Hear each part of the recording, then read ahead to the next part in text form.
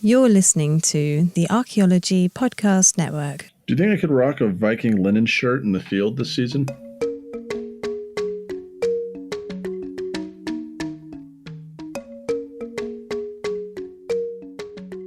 Welcome to episode 15 of A Life in Ruins podcast. I'm your host, Carlton Gover, and as always, I'm joined by my co-hosts, Connor, the Face Tattoo Johnnin, and David Howe.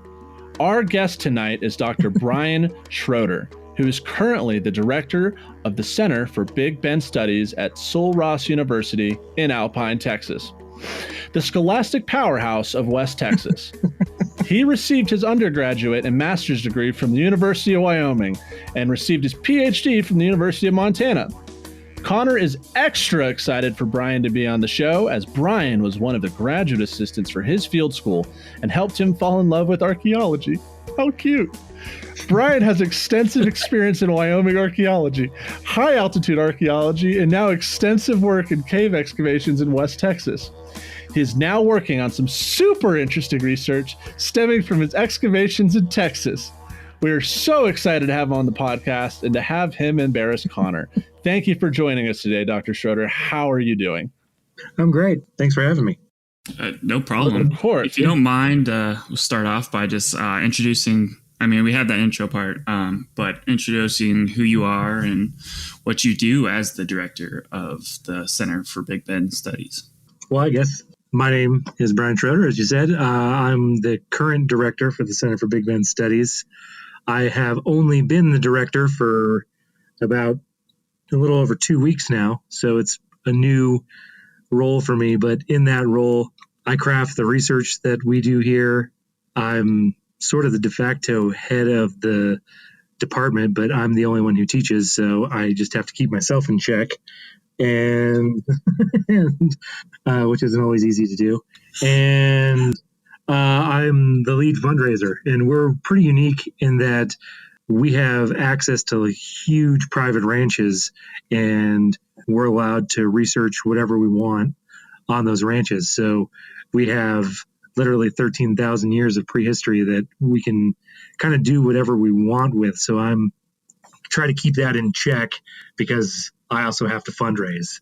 So there's a financial side and a research side, and trying to make those two meet is really my day to day.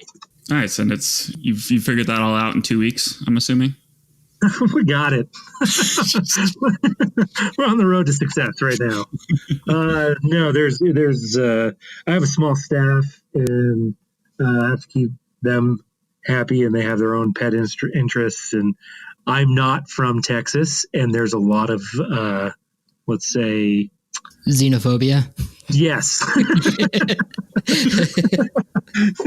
I'm sort of an outsider to Texas archaeology, and so for the most part, everybody's very accommodating, but I still feel like I'm approached with like a little bit of suspicion, like, well, you're not Texan. So My partner is from Texas, and she's always talking about Texas. And I'm like, what is so special about a failed state than part of a failed rebellion? Yeah. Well, even in Texas, there's a incredible, and this is like in no way like meant to be condescending or anything, but there's a special and fierce love for West Texas in particular, but there's an even more diehard love for far West Texas. And this is a place where very few people are from, but then they move here and it becomes theirs, and they're like fiercely not dependent, but fiercely like protective of this place, which is kind of interesting, and it can make things rewarding. Interesting. Like far West Texas being like New Mexico, basically. Well, they would never claim that. Like I was just talking with some folks recently that aren't from here, and West Texas seems to stop at Odessa in Midland, and then we're 2 hours south of that, and we're our own thing that's really the most famous for the art community in Marfa. And it's got huge installations from Donald Judd, and he made it really, really famous. So there's a huge art community, but other than that, that's why people are here. So, yeah. I just pictured Josh Brolin sitting on his porch, spitting into something. It's actually filmed on the ranch that I do most of my research. Oh, really? That's not it's not an inappropriate stereotype to have. Speaking of ranches, you're a Wyoming boy. Yeah. You want to tell us a little about that? Yeah, I was raised in Wyoming in Casper. Oh. Yeah.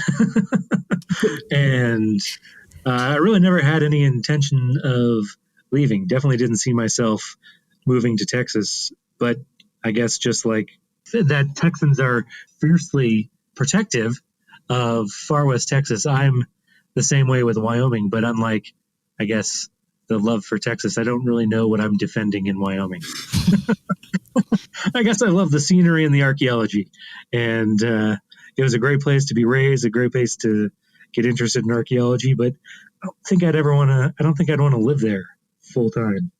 Yeah, I remember you telling me about some of your childhood because you said that you and your father would go hunting, right? And you wouldn't be super good at the hunting part because you were looking for artifacts. Yeah, I was a lousy hunter. My dad got so upset at me every single time we went because there's one time he pointed out a bunch of deer and said, "Do you see him?" And I was like, I don't, but I see that arrowhead right there. Pointing at it, and he was just, "We're hunting." Yeah, there's an arrowhead right there, so that's really cool. Yeah, I mean, that's all I did. That's like, as a kid, I will absolutely admit it. I was a hardcore surface collector in Wyoming. I don't have a big collection by any means, but that was definitely my pastime and made me really bad at hiking and hunting and all the things that your dad wants to teach you. Your face is just constantly at the ground. Yeah. You're constantly behind all your friends when you're backpacking and like, "No, I'm coming. There's just a site back there." Oh, I'm just out of breath. That's why I'm way in the back. But yeah, also doing that. So you went to, I guess, your undergrad and master's at UW, right? Yeah, I did both of those at the University of Wyoming. Awesome. Yeah, I did. I came from no one in my family had gone to college, so I started at the community college in Casper and knew I wanted to do archaeology, and then kind of did 2 years at Casper College, and then I thought I would just keep doing the cultural resource management stuff, and then I never really had any end goal. Like definitely didn't have a PhD in mind, didn't really have grad school in mind. It just kind of kept evolving as I kind of kept going through cultural resource management. Now, since you spent quite some time in Wyoming, do you have a Bob Kelly impression? My Bob Kelly impression would be abject silence. I just remember sitting there and staring at the hamster picture in his office. And while he sat there and looked out the window, and I thought I had just insulted the man. Every time I had a question, I thought I just said the dumbest thing in the world. And he would just sit there and he would just stare out the window and kind of play with his beard and I'd stare at that hamster. And then he would look at me and go, "Yes, I think you should do." So for our listeners, Robert L. Kelly, who is a famous archaeologist, is really thoughtful when he speaks and like really thinks about his answer.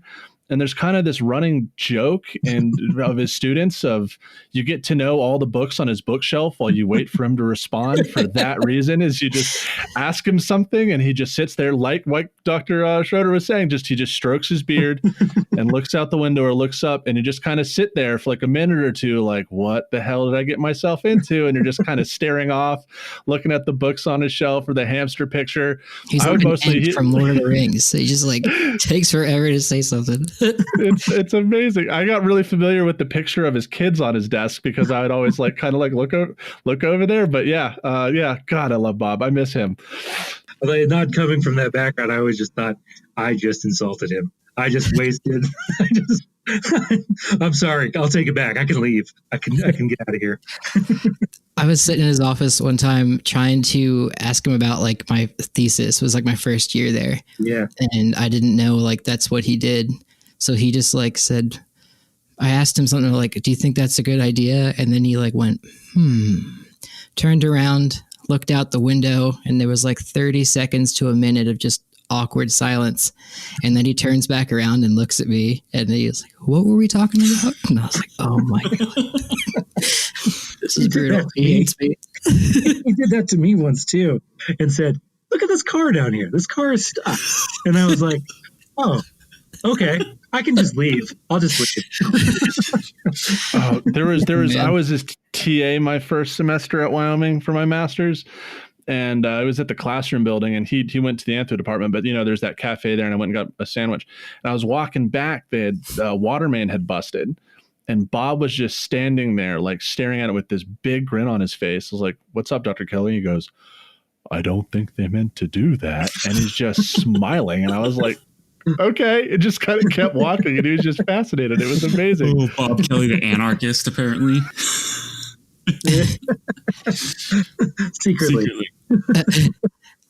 Speaking of University of Wyoming, you also did... Speaking of anarchy. Yeah, and anarchy.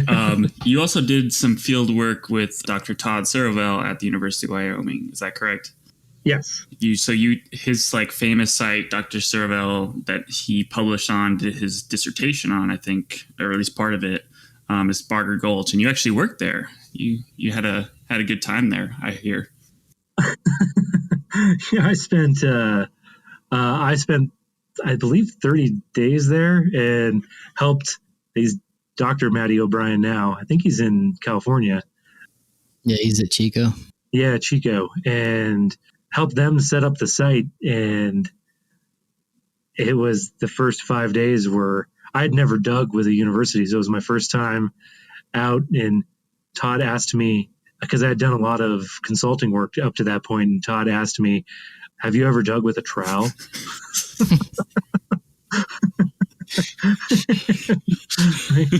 Yeah, I have one. I own one. It was a very interesting site. Yeah, there was a lot of the first cohort for PhD students at Wyoming were there. Patrick Mullen was there. That was interesting, and he ended up dying in a car crash in Alaska. And it was just it was a chaotic field session, but everybody there is teaching somewhere now. I mean, it was really, I don't know. But there's a lot of stories there, but I don't really want to get into it and incriminate it. Yeah, I heard the after hours entertainment was especially good. Especially good. Yes, that's a fantastic way of putting it. It was always entertaining. Todd had some very bizarre games. He really likes golfing in the prairie. There was a lot of golf, and then there was horseshoes, but then it blended into, I can't even remember what they called it, but it was just, you take the horseshoes and he'd have these like courses, golf like courses lined out, and you would throw the horseshoes like you were golfing, and you would just keep throwing the horseshoes until you got to the hole, and people obviously threw out their shoulders all the time. It sounds like a rancher version of frisbee golf. It really was. Frisbees. I don't even remember what he called it. It was chaos, and we didn't find any archaeology. We found nothing, which was great for Todd because he had planned it. He thought that they were he thought that they were Folsom structures. So he picked areas that should have been outside of the structures, and they were, which was fantastic for him. But yeah, we didn't find a little anything. Heart-wrenching and/or questioning of your sanity. Everybody was promised Folsom points. Yeah, we got to hear about the years of amazing Folsom stuff they had found, and I think we found like 15 flakes that summer. So morale was low. As quick as possible, can you explain like what Barger Gulch was, like why it's a famous site? It's a single occupation Folsom site, and it's really shallowly buried. So it's all Folsom, and it's parked on top of a chert formation, a troublesome chert formation. So you get a really good expression of Folsom stuff there, and there seems to be Folsom structures there, just like the Mountaineer site. So you have Folsom activity areas associated with probably structures, and the hearths had eroded away. So they were using that based off of burned lithics. So some really cool stuff happening there, and kind of an innovative way to figure it out. So Cool. Yeah, that sounds about right. And for our listeners, Folsom is an archaeological culture. It's the second or third oldest, depending on which department you're in the country, and it was actually the first. And it's based on projectile points, spear points. There's a beautiful flute in the middle of them. And it was actually what confirmed that people were here with megafauna, because they were found and associated with some extinct bison antiguus, which are very large bison. And it kind of revolutionized how we thought of peopling in the Americas for its time. And since then, we've found Clovis, which is also a different projectile point. And then there are these Western stem points that are the cause of some fiery debates at SAAs now. But with that, it looks like we have a couple angry ranchers who are looking for shoes for their horses. We're going to get this wrapped up, and we'll be back with segment 2 here in a moment. That could have been better. I'm trying to tie it back, dude. God damn it.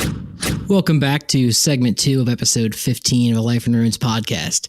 For the audience that might not be aware, Wyoming, and the reason why a lot of us go there for graduate school, is it's like a giant, just Jurassic Park of archaeology and prehistory. Like the whole state is just littered with archaeology and just geographic features.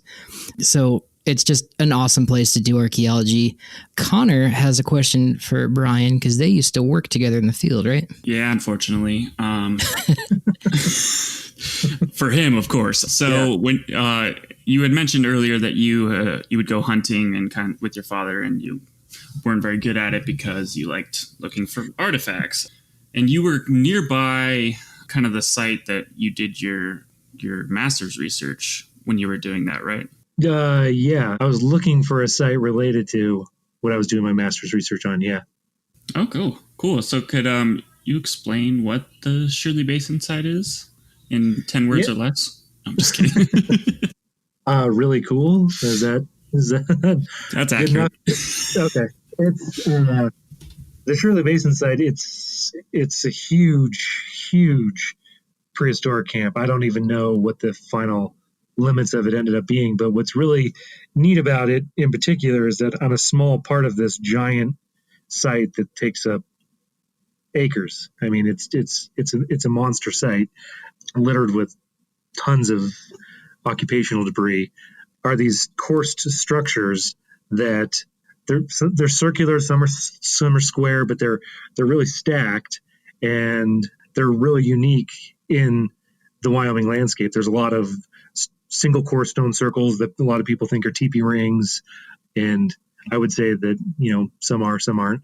But this in particular, these are these really funky coursed things, and the site. We were really near it when I was hunting with my dad as a kid, and I honestly didn't know that. And when I was doing my master's research, I did it on defensive sites in Wyoming, really late period, contact period, indigenous fortifications. And this site, the Shirley Basin Lodge site, had been always talked about as being, because of these walls, a part of that fortification sites in Wyoming. And I was trying to find it, and the location data for it was wrong. So I kind of gave up and said, you know what? I haven't been back to that site that we went to, that we found when we were hunting, when I was hunting with my dad. And I went back there and accidentally stumbled across the Shirley Basin site and had the pictures with me, and I was like, no way. This is exactly what I was looking for. So it was really serendipitous, and it ended up I think I ended up working there for a long time, at least over 5 years. Yeah, a lot of field sessions. At least one of mine, one of my field school sessions was there. And you weren't joking. It was like crazy to walk through. And when you're describing the courses are, for folks who might not know, they're just different stacks of rocks. So one course being just a single stack of rocks. multiple courses are these kind of, they almost look like larger white man's fires. Is that accurate? I would say they almost look like Puebloan structures, except without masonry. They're these stacked houses, stone houses. That's what it ended up. That site was actually recorded by Dr. Friesen in 1967, and that's what they called them, stone houses. They look like rectangular stone houses, circular. So the Shirley Basin site was excavated over a July 4th weekend by Dr. Friesen. Is that correct? Yeah. It was a long weekend, 3 days, and it was the first collaborative effort from the Amateur Archaeological Society, the Wyoming Archaeological Society, and the Office of the Wyoming State Archaeologist. So it was one of the first things where they came together, and it was brought to the attention of Dr. Friesen by a collector named Lou Steege, and they went out there over July 4th weekend and excavated. They found 21 of those coursed structures, and they dug 17 of them and said that they were going to keep 3 for future researchers. And when we went out there, part of our work was focused on exactly what happened, because there are no notes for the site, and it was a little bit hard to figure out what they did, because they stored the artifacts in the basement of the Arts and Science building, and there was a pipe burst, and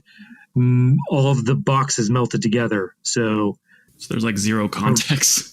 Yeah, there was like zero. Everything just melted together, and it was like somebody went back and said, Makes my blood boil. Yeah, this is what came from that one, and this is what came from that one, and there was like concrete nails and stuff. It's like they shoveled stuff into boxes, and so we were trying to. Part of why we were there when we went is to figure out if we could find anything left. Anything that was in. And I think we were successful. Oh yeah. Yeah. We found some things. Yeah. You were also working with Dr. Richard Adams at High Rise Village in the Wind River Range. Is that correct? Yeah. Yep. That's it. And I did a part of another segment of our field school was spent up there. This site is like, is it 11,000 feet or 10,000 feet? It's 10,200 to 11,000 feet. Yeah. Yeah. And it's this kind of similar arrangement as the Shirley Basin site. You have these kind of, they're less obvious, less coursed than the Shirley Basin site, but you have this kind of large housing apartment complex almost at 11 or 10 to 11,000 feet. Yeah. That is correct. Yeah, that is the end of my thought. And those kind of similarities and your interest in high altitude archaeology kind of led into your dissertation, right? Yeah, the sites are really similar, and there's this pervasive idea, especially in Wyoming archaeology, about this stuff being part of the Shoshonean migration out of California, and that always intrigued me. And I was always taught it, and I always thought, that's really neat that you could associate these artifacts with a specific ethnic group, and that's sort of what sparked everything. And there are obvious similarities in all of the tools and those structures at the two sites. There's real overlap. There's a lot of brownware pottery, and the arrowheads they're making are the same, and a lot of the same stone tools show up. So I started thinking, and my dissertation was very simple. Is this part of a seasonal migration where they use the lowlands like Shirley Basin for a portion of the year, and High Rise Village represents the high altitude portion of this, and Shirley Basin represents the lower elevation adaptation by this similar group? Was kind of how I saw the overlap, which is a nice idea, but incredibly hard to prove, is what I found out. It's only separated by, and you said these sites are like how many miles apart from each other? They're like 138 miles apart.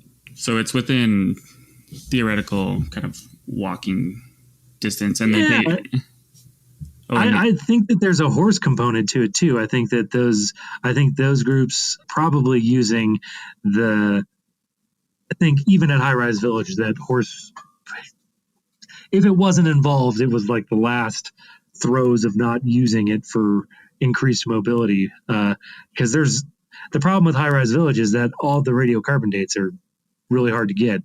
There's just no way to really radiocarbon date that site because that alpine environment preserves stuff too well. All of the wood they were burning is too old, so you get really old dates, and there's just no way to really figure out the temporal overlap of them. So, yeah. I think this is topical and it might be a little late for it, but what didn't you post a map earlier, Carlton, about the horse kind of introduction? Yes, I did, Connor. I did that today. This semester, I'm a research assistant for Dr. Will Taylor, and his thing is horses. He worked with Todd in Mongolia, Todd Servo, actually.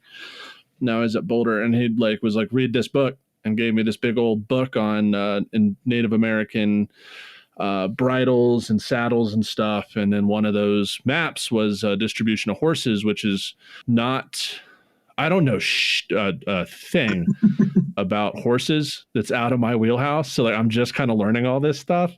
But the map, I am told, is not like the mainstream or whatever, but it's appears to actually be supported by current radiocarbon dates coming out of horse bones. But anyways, it shows horse distribution based on indigenous oral histories as well as European accounts, and it's multiple data used to, and so basically why people are skeptical of this map is it shows horses earlier than previously thought. Now, of course, not earlier than 1492. That'd be freaking ridiculous.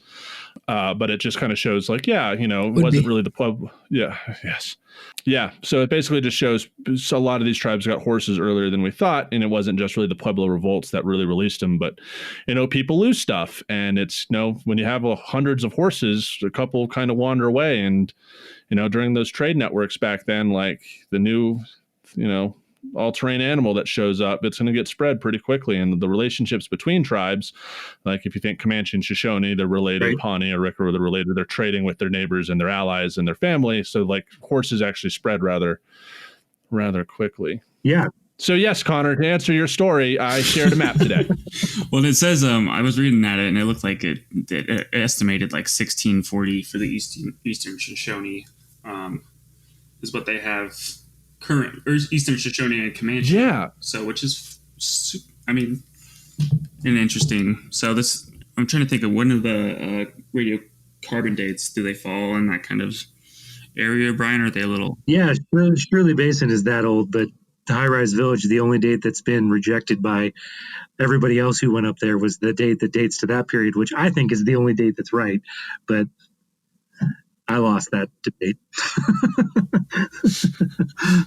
So that's a whole other story. Yeah, but that's what I thought that there was a way to do it, and they just see really weird. You see different. You just see there was huge amount of tiger chert up at High Rise, and you start to see soapstone get moved around. And I think, as you know, soapstone bowls are incredibly heavy, so you're not lugging those around. You're using something to move those around. And my thinking was that there were soapstone bowls down at Shirley Basin, and there was a lot of the chert from the mountains at Shirley Basin initially in the 60s, and we would find that stuff, but we did not find that stuff. We found a whole nother conundrum, as it was. It was an interesting. We did. Speaking of finding that stuff, did you go up into the mountains with Connor on his llama adventure? Was that you? Did not go with Connor's llama adventure, but it wasn't because I didn't want to. That's what he says. Okay, I thought maybe that was you. We did spend time in the mountains together at High Rise, obviously, being horse supported, which is a whole nother kind of field work. Yes. We did. We went to the Tetons too. Oh, yeah. Yeah. Romantic. Yeah. Some Brokeback Mountain level archaeology going on. We skipped the chairlift to the top. Just two archaeologists in Yeah. the mountains. They didn't find artifacts, but they found love. All right. Well, that's fun. Okay. Let's wrap this up and pump the brakes while we can, and I'll take it in session 3. Yeah, where do we go from here? Welcome back. This is episode 15 of A Life in Ruins podcast. We're interviewing Dr. Bryon Schroeder, and I want to start this section kind of talking about your current research while the giggling minstrels in the back keep giggling. So you had texted me at some point telling me about something you had found in someone's house, if you want to elaborate. Yeah. I can give you a little backstory to that too and bring you up there. I got hired here to research on one of the ranches, a large private ranch. It's 70,000 acres. And the landowner has a large cave system, and no professional archaeologist had ever been to that cave system, but it's very obvious that it had been looted for no one knew how long. So my research goals were to sort of figure out the history, see if there was anything left to do at the site, because it looks like a moonscape. You can tell people have been digging it for decades. And it was one of the few sites in Texas that has a trinomial, especially in West Texas. It costs money, so not a lot of professionals get registered the sites with the state of Texas. So this one had one. And that sort of led me down a rabbit hole where I ended up finding out that among very many stories that I could tell you, but one that you're alluding to is there were 4 burials that were taken out of the cave, one in 1960 and then two in 1952, one in 1960 and then one in 1968. And the one in 1968 ended up in a private collection. And I ended up calling everybody in the phone book with that particular person's last name to see if I could find that individual, and I found them.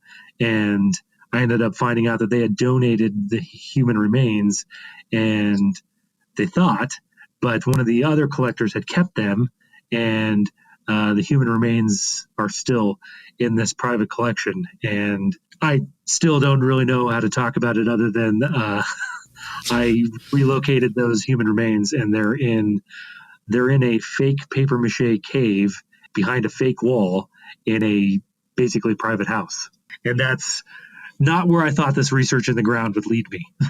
I thought we'd be doing our own research, and I certainly didn't think that we'd be tracking human burials into somebody's house. So, but I think that made it much more worthwhile.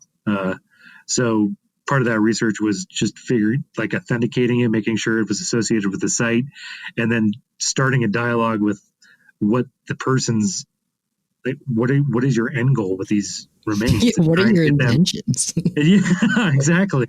Like, what are we doing here? And that's very much ongoing, and as you can imagine, pretty delicate. Yeah, to put it lightly. Yeah. So they eventually, you did get permission from this person to research the body or the remains, right? I got permission to initially come and look at them. They denied even owning them for about a year and a half. And I would call once a month and just say, hey, look, I have paperwork that says that you have them. Do you have them? And I got no every single time. And then I did my monthly call one time, and they just said, you're not going to give up, are you? And I was like, I'm not. Do you have them? And they said, yeah, I have them. And I was like, great. Can I come just see if it's what I think came out of the cave? Because I had a picture of them in front of the cave, the remains. And I went up there, and she didn't seem that interested in me seeing them for about an hour and a half. And I thought that, well, maybe this isn't going to happen. And then it sort of switched, and she had mentioned that they were upstairs, and they weren't. They were downstairs, and it's kind of a really weird. Beyond owning the remains, she herself feels a real, because they've owned them for over 50 years. She feels a real connection with these remains too. So they're Native American remains, and I was given access to them, but they're also part of this like family collection, and they feel like they've taken care of them really well for half a century.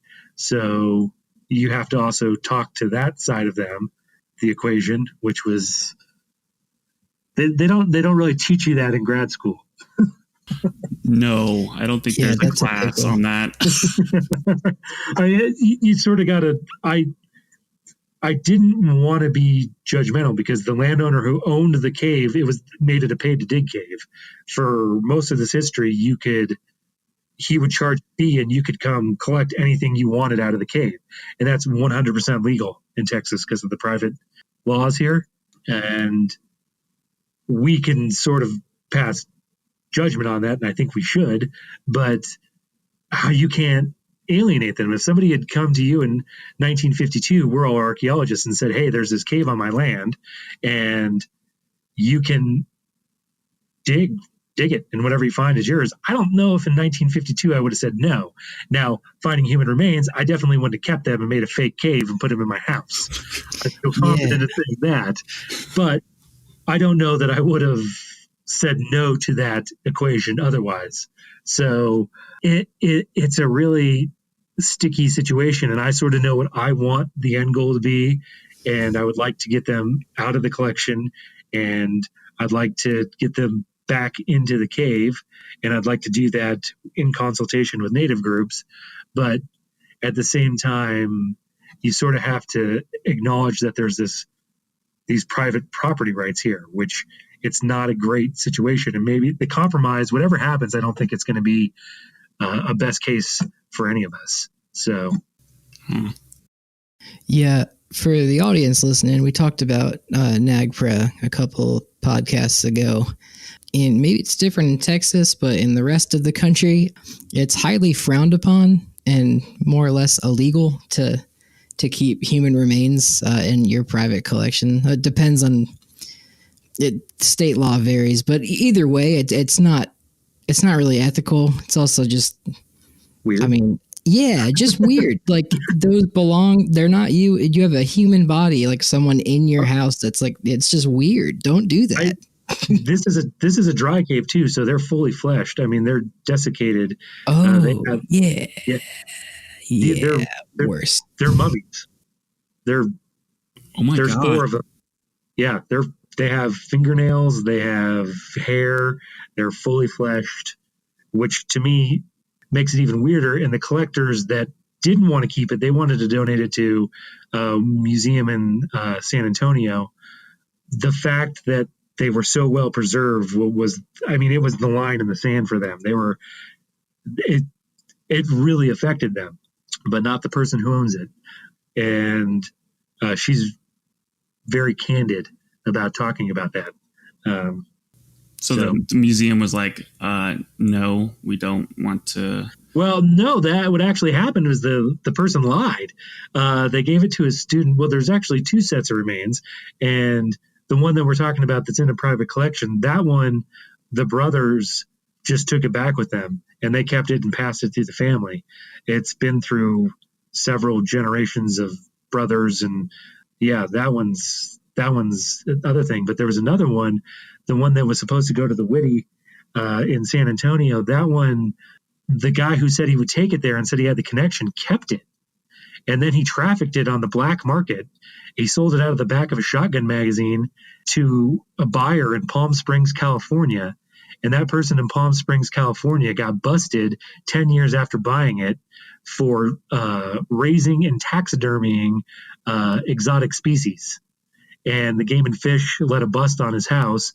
And when they busted into his house, they saw a mummy in what the coroner described as a terrarium, and they immediately called the cops and said, this is this is creepy. This is a murder scene.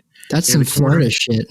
Yeah. And the coroner figured out that it was a prehistoric set of human remains, and it got brought back to Texas. And that one's actually in the University of Texas at Austin. But the other one's still in a private collection, and they're both very delicate. And what's interesting, so my research that I'm doing now to tie this all together, I got access to them, and those individuals are related after doing DNA on them. So they're related, and there's because of radiocarbon dating, there's as much as 220 years between them and as little as 50 years, which means that a generation of matrilineally related hunter-gatherers were using this cave for at least 200 years. And so, I mean, from the research end, that's where we got. And now I'm still figuring out where to take that.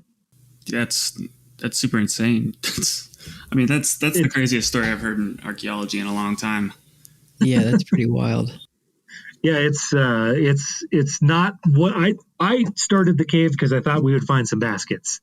That's really what I was looking for. I really wanted to find some good perishable material, and that's where I wanted to go. And I certainly didn't think that I would be talking to coroners in Riverside County, California, and yeah, a crazy thing. But I mean, at the same time, it was incredibly rewarding because no one would ever know. No one would ever tie those back, and no one would ever know that those human remains are from that cave. And now we can start this dialogue, and it's awkward and it's cumbersome, but now we can do it. And I hope that ends somewhere that's kind of a good middle ground for all of us. Yeah. And it's part of our profession and can be an unfortunate or good part of our profession that we're the middleman in this.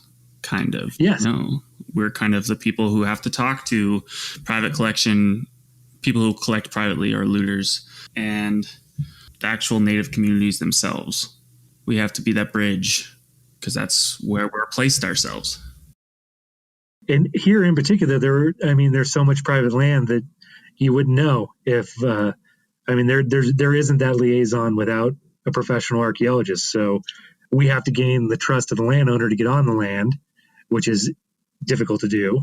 And then once we do that, so this case in particular, then I had to gain the trust of a collector that talked to a different landowner that owns the land now. And that landowner is very pro-science, but the previous one wasn't. So they took it with a clear title from the landowner that they bought access to the cave with. And so you have to have that conversation. But then at the end of the day, we all know that those are native remains, and there needs to be a native at the table.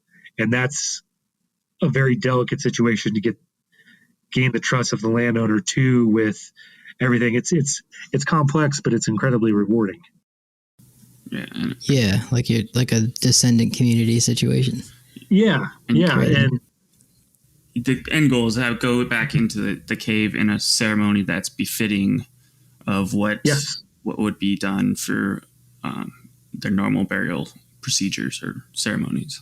Yeah, I would like to get them back in the cave. And from a research standpoint, I feel like we've answered what we can answer at the cave right now. And I feel I have no problem walking away. I have no problem returning that to what it was. It was occupied for at least 6,000 years. And at the end of it, it very clearly became a burial cave. And I have no problem returning it to that and walking away. I don't think the landowner has a problem with that. I mean, there's plenty of other stuff to do here. And there's plenty of other collections to look at. And I think that's where it kind of needs to go.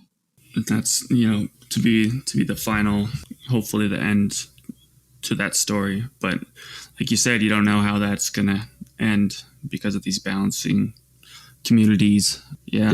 There's a lot of stakeholders. Yeah, absolutely. Well, they're only stakeholders because the law in Texas is fucked.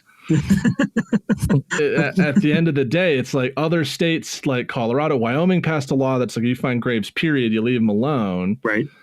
and it's unfortunate that you have to cater to the property owner. And I mean, like, morally and ethically, the whole situation, as we've stated, is just Titanic level bullshittery. It's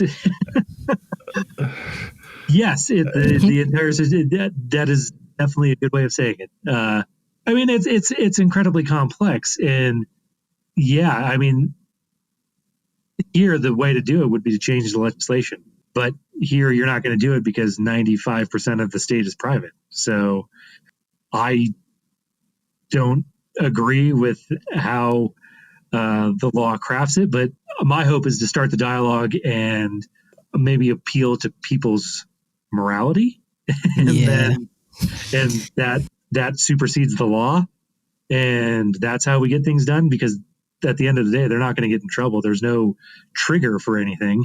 Yeah, as you've been talking, I've been like frantically searching Texas law regarding what the fuck is going on. And like, yeah, even it's not just natives. It's like anyone who's not on state or federal land. It's so the quickest way to change it is to start digging up white people.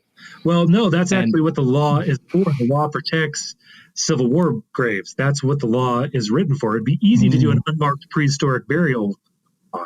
It'd be easy to exclude historic Native American graves and prehistoric burials from it and keep Civil War cemeteries open. So what happens is the law triggers a Civil War, like, it doesn't say Civil War, but that's what it was for, to make sure that if your Civil War ancestors were buried on somebody else's private land, you could still have access to them. So that's why it opens. That's why it opens up the law. But because of that, all this other stuff gets ensnared in it. It's like 3 or 4 words that need to be changed, and I think that could be done. I'll say that. I think it could be done. Welcome to Texas, where you get 40 acres and a mule and some Indian bones.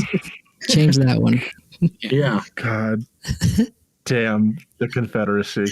Thanks for coming on, Bryon, and hopefully we have a conversation with you in the future where this is all solved in an appropriate manner, and maybe even Texas law has changed. But let's just burn the fucking state down. Like, who needs Texas?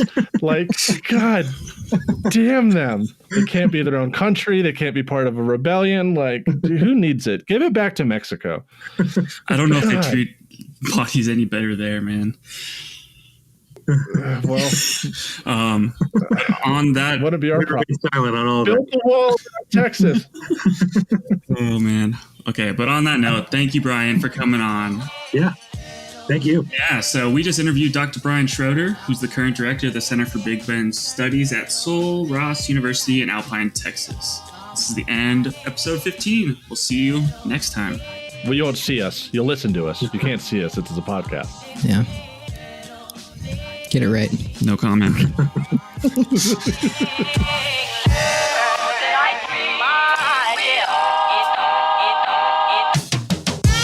Thanks for listening to A Life in Ruins podcast. You can follow us on Instagram and Facebook at A Life in Ruins Podcast, and you can also email us at alifeinruinspodcast@gmail.com.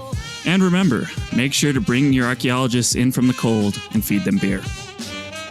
So what's the difference between archaeology and grave robbing? Archaeology is when you dig up Indians. Grave robbing is when you dig up white people.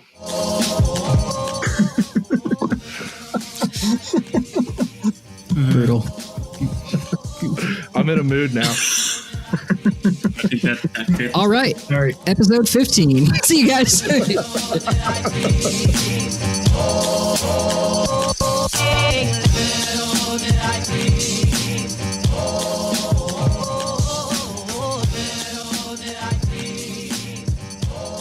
This show is produced by the Archaeology Podcast Network, Chris Webster and Tristan Boyle in Reno, Nevada at the Reno Collective. This has been a presentation of the Archaeology Podcast Network. Visit us on the web for show notes and other podcasts at www.archpodnet.com. Contact us at chris@archaeologypodcastnetwork.com.